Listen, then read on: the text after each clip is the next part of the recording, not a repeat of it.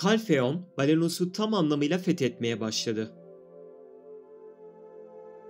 Kalfeon, askeri gücü dışında Balenos'u sahip olduğu derin kilise bağlantıları ve kendi çıkarları uğruna istediği şekilde esnetebildiği inanç sistemi üzerinden de kuşatma altına almak istiyordu.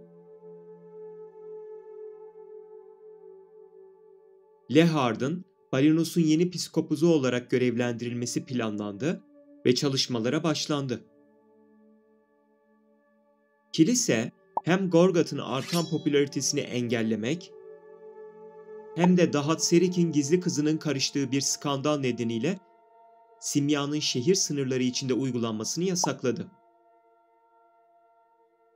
İmpler, Goblinleri Agris bozkırından kovmaya başladı. Goblinler doğuya, Yağma Ormanı'na sığındı. 270 yılında Valencia kralı Imurnesser öldü. Tormenesser, Valencia'nın 5. kralı olarak taç giydi. Valencia krallığı çölde bulunan kara taşlardan kâr elde etmeye başladı. 271 yılında Gayserik 20 yaşında Kalfeon kralı olarak taç giydi. 272 yılında Catherine'in ölümü ardındaki gerçekler gün yüzüne çıkmaya başladı. Orwen'i kurban etmek istemediği için planını iptal etmesini ancak söylentilerin yayılmasını durduramamıştı. Herkes Orwen'in anahtar olduğunu öğrenmişti. Ahib'in ya da Amelia'nın Capras'ın kızını kanı için avlayacağından korkan Catherine, Orwen'i Camasilva'dan sürgün etmişti. Orwen'in kalbi kırılmıştı çünkü en yakın arkadaşının neden ona sırt çevirdiğini ve onu Camasilva'dan kovduğunu bilmiyordu. Opunzilla, Orwen'i rahibe Heraven'e verdi ve o da onu Camasilva'dan çıkardı. O gün Catherine kan kaybından ölmüştü ve Opunzilla, Orwen'in elf anavatanını terk ettiğini öğrenen Kraliçe Amelia tarafından cezaya çarptırılmıştı. Opunzilla, Capras'ın günlüğünü saklamış ve Ahib'e katılmıştı. Kraliçe Amelia Ornet, Catherine'in ölümünden Ahib'i sorumlu tuttu ve onlara karşı topyekün bir savaş ilan etti. Vedirler, kitleler halinde kurak topraklara göç etmeye başladı. Bu topraklara Odilite adını verdiler.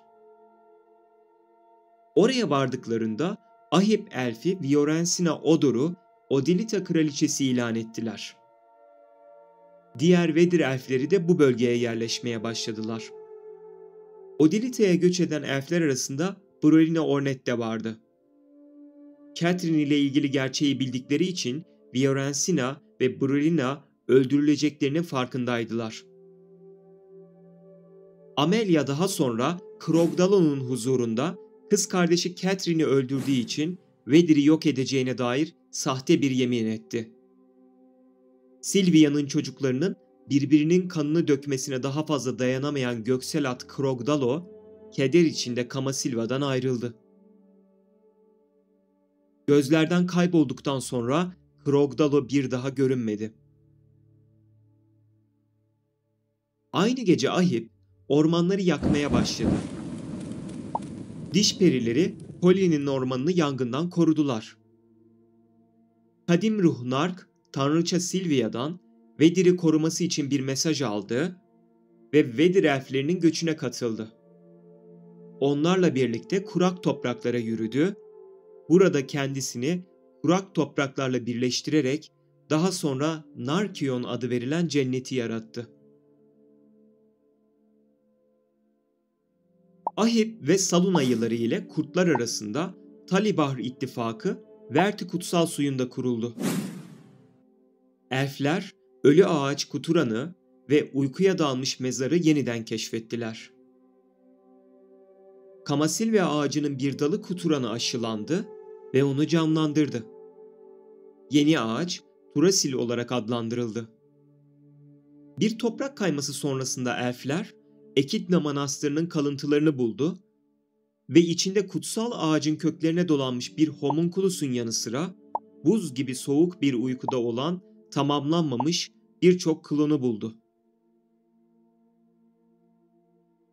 Kuturana aşılanan Kamasilve ağacına ait enerjinin muhtemelen Kuaratum kalkanının uyanmasına neden olduğunu düşündü.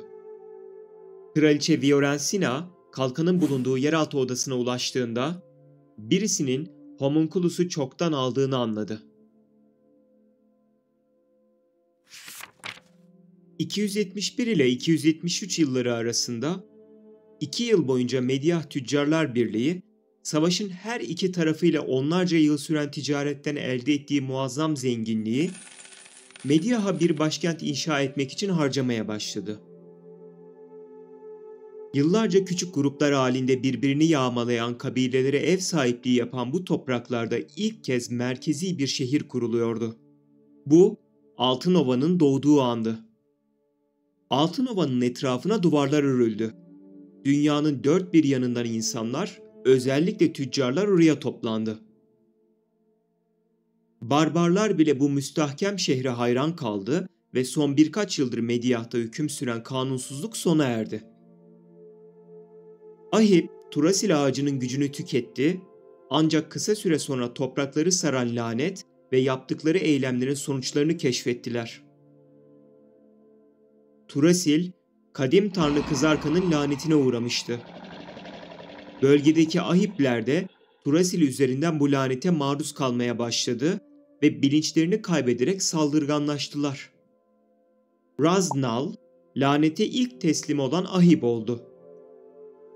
Geçici bir çözüm bulundu ve kendilerini kaybeden bireyler uykuya dalmış mezarın en derin seviyelerine kapatıldı. Kraliçe Viorensina, Turasil'in gücünün masmavi ışık dışındaki herhangi bir şey için tüketilmesini yasakladı. Ancak Ahib'in susuzluğu gün geçtikçe arttı ve insanlar yasaya karşı isyan etmeye başladı. 273 yılında Ahonkirus'un halefi olarak seçilen Illezra, yasak büyüye merak saldı. Kuralları çiğneyerek mühürlenmiş Kartia'nın kitabını arzuladı. Bu, yasaklanmış bir eylemdi ve tariften sürgün edilmesine sebep oldu. Bir süre sonra barbarlar ve gezgin haydutlarla birlikte geri döndü, şehri yağmaladı ve Nantusa Letusa'nın altına gömülü olan mühürlü Kartian kitabını ele geçirdi. Kitabın güçlerini emdikten sonra ağır yaralandı ama tariften kaçmayı başardı. Illezra kuzeye, Eldrik Tapınağı'na gitti. Orada tarikatçıları, barbarları öldürmeye ve bir kule inşa etmeye ikna etti. Kule inşa edildikten sonra alanda bir patlama meydana geldi ve bölgeyi siyah duman kaplamaya başladı. Illezra, Eldrik Tapınağı sakinleriyle temas kurduktan bir süre sonra Mediah'a saldırmak için asker mezarlığına gömülen ölmüş askerlerin çıldırmış ruhlarını kullanmaya çalıştı.